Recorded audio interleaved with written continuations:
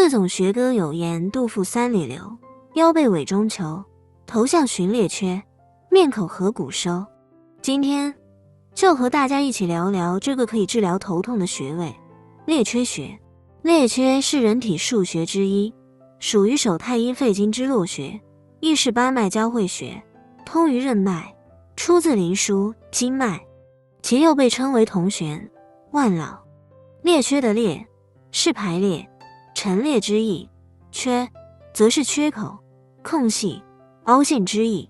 古人认为手太阴肺经的经水在列缺穴溃散并溢流四方。内经也有言：手太阴之别，名曰列缺，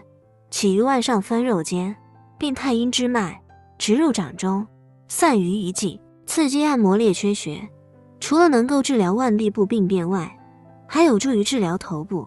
像背部的各种病症，所以自古就有头项寻列缺的歌诀流传。中医认为列缺穴具有止咳平喘、通经活络、利水通淋的功效。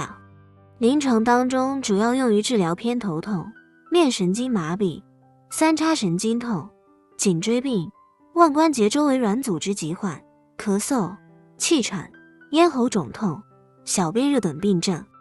列缺穴的定位是比较简单的，列缺穴在前臂桡侧缘，桡骨茎突上方，腕横纹上 1.5 寸，当弓桡肌与母长展肌腱之间。它还有一个简易取穴的方法，我们可以双手手虎口交叉，一手食指按在另一手的桡骨上，指尖下凹陷处即是列缺穴了。刺激列缺穴可以采用按揉或弹拔的方式，用拇指的指尖按揉或弹拔列缺穴100到200次，每天坚持可以有效的清泻肺热，缓解咳嗽、气喘、咽喉肿痛等病症。刮痧的方法也适用于刺激列缺穴，用脚刮法从上向下刮拭列缺穴5分钟，以穴位皮肤潮红或出痧为度，隔天一次，可以治疗掌心热、小便热。对于偏头痛、面神经麻痹、三叉神经痛、颈椎病也具有不错的效果。此影片仅限于居家养生参考，